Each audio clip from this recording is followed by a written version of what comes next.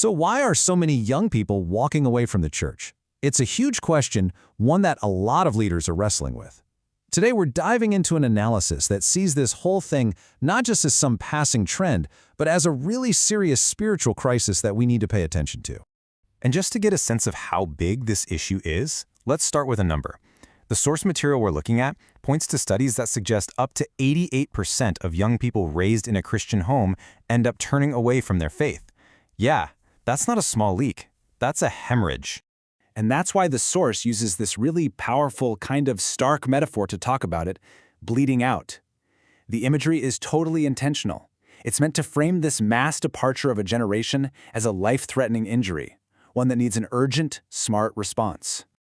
Okay, so if we're going to stick with this metaphor, our first step has to be the diagnosis. What exactly is this spiritual bleeding out? Well, the source argues it's a crisis that starts way earlier than most people realize, sometimes as early as middle school. But here's what's really interesting. The author doesn't see this as some new, modern problem. Instead, it's framed as a pattern that just keeps repeating itself all throughout biblical history. And the argument goes, if the pattern is timeless, then maybe the root causes are too. And that brings us right to the author's main points about the root cause. If this is a problem that keeps happening over and over, what's the real underlying issue? Well, this analysis suggests it's not just about culture changing, but something much, much deeper. It's a spiritual famine.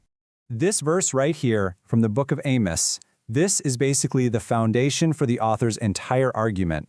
It defines the famine not as a lack of interest or cool programs or good music, but as a deep starvation for real, substantive knowledge of God's word. So let's be really clear. This famine isn't about a lack of faith, it's about a lack of knowledge.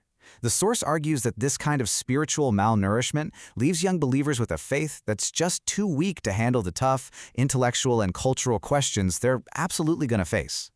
And this diagnosis is aimed squarely at church leadership, using the book of Hosea as a kind of case study.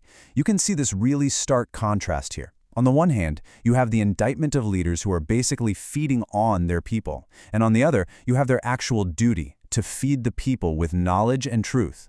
The author says the failure to do this is what directly causes the famine.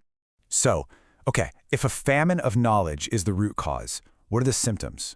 What actually speeds up this process of faith just fading away?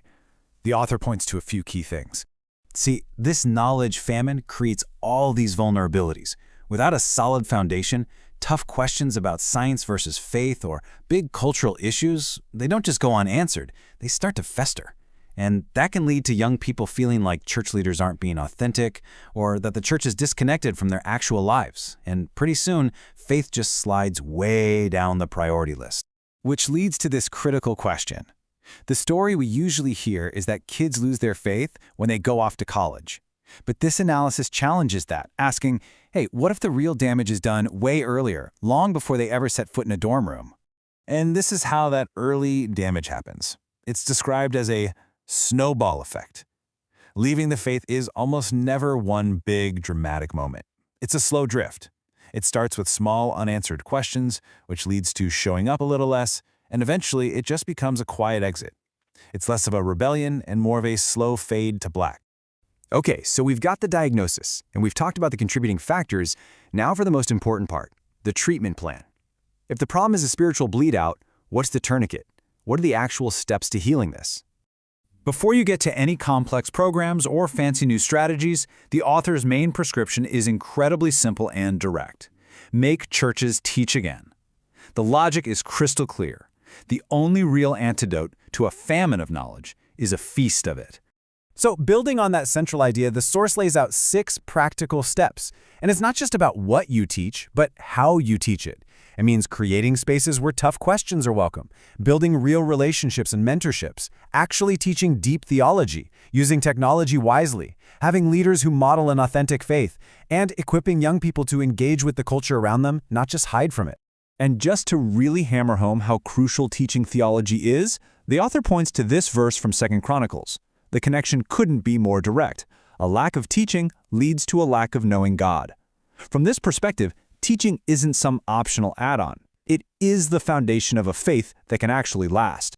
So when you boil it all down, the central claim here is that a famine of knowledge is causing a generation to bleed out spiritually, and that the cure starts with a real commitment to deep teaching.